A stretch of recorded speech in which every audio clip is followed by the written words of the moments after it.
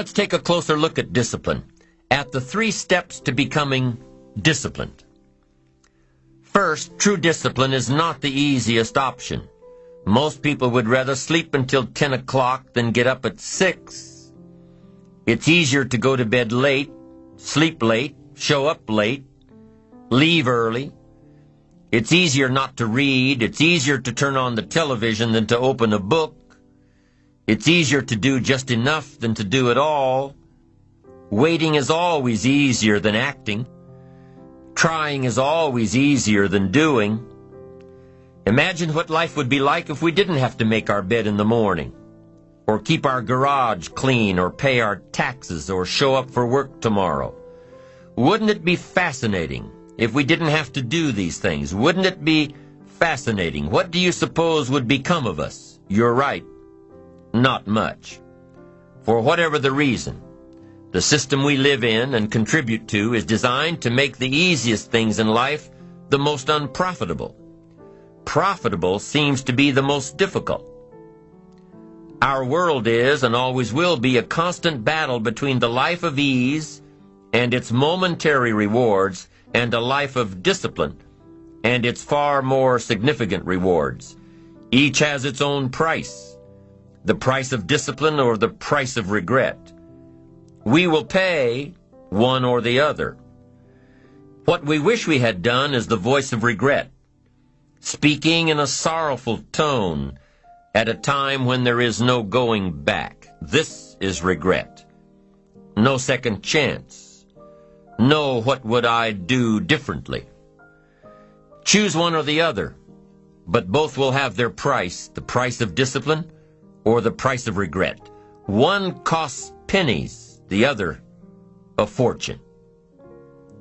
Dostoevsky said, "There are hundreds of young men who would die for the truth, but very few who would spend 5 years studying to know what the truth is."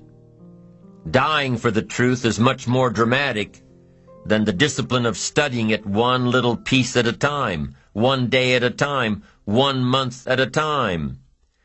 But in the big picture, is dying for the truth really easier than adhering to the daily disciplines?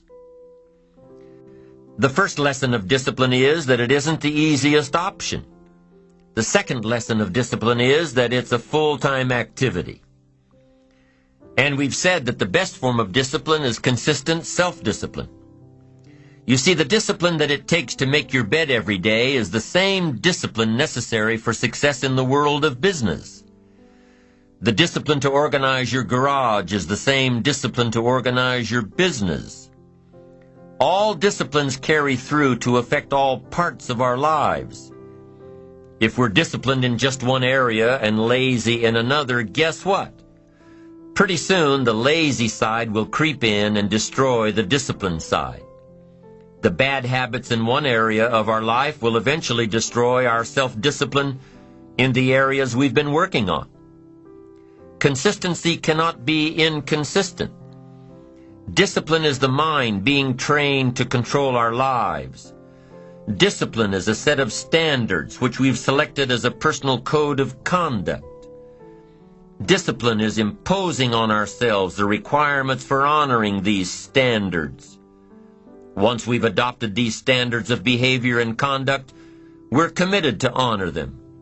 And if we don't, then there can be no disciplined activity. We find ourselves announcing our standards to our relatives, our friends, our associates.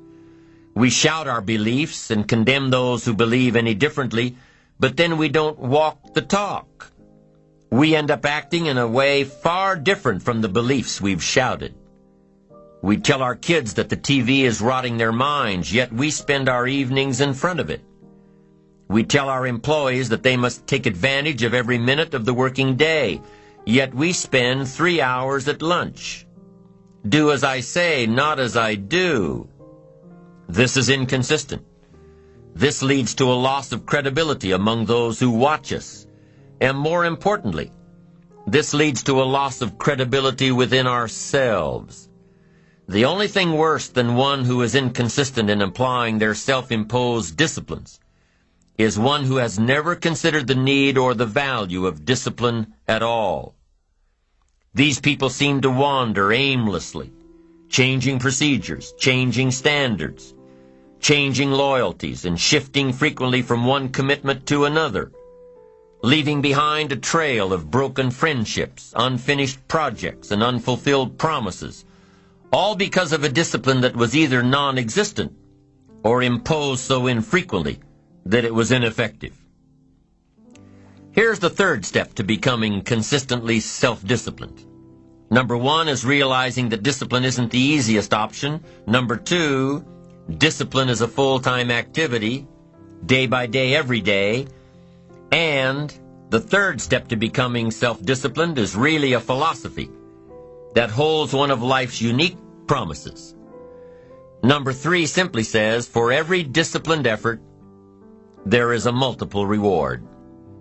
That's one of life's great arrangements. It's like the law of sowing and reaping. In fact, it's an extension of the biblical law that says if you sow well, you reap well. Now here's a unique part of the law of sowing and reaping. Not only does it suggest that we'll all reap what we've sown, it also suggests that we'll reap much more. Life is full of laws that both govern and explain behaviors. But this may well be the major law we need to understand. For every disciplined effort, a multiple reward. For every disciplined effort, a multiple reward. What a concept. If you render unique service, your reward will be multiplied. If you're fair and honest and patient with others, your reward will be multiplied. If you give more than you expect to receive, your reward is more than you expect. But remember, the key word here, as you might well imagine, is discipline. Everything of value requires care and attention. Everything of value requires discipline. Children require discipline. They must have a structure built for them. They must have boundaries to work within so they feel secure and comfortable to explore and grow. They must learn to recognize what's right and what's wrong, what's acceptable behavior, what's not acceptable. Children require unwavering discipline, consistent discipline, or they'll be confused as to how they're supposed to behave. Likewise, our thoughts require discipline. We must set up our inner boundaries, our codes of conduct, or our thoughts will be confused.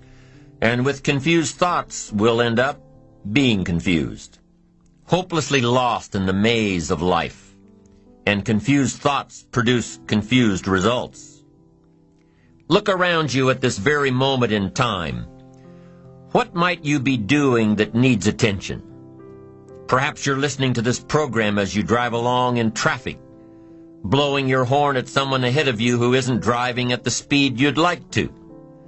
Perhaps you're listening alone because you've had a disagreement with someone you love or someone who loves you, and your anger won't allow you to speak to that person. Wouldn't this be an ideal time to examine your need for a new discipline?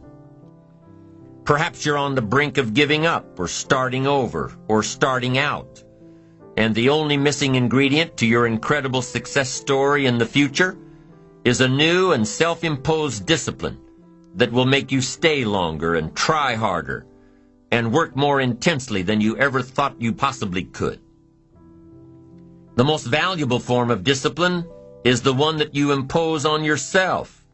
Don't wait for things to deteriorate so drastically that someone else must impose discipline into your life. Wouldn't that be tragic? How could you possibly explain the fact that someone else thought more of you than you thought of yourself?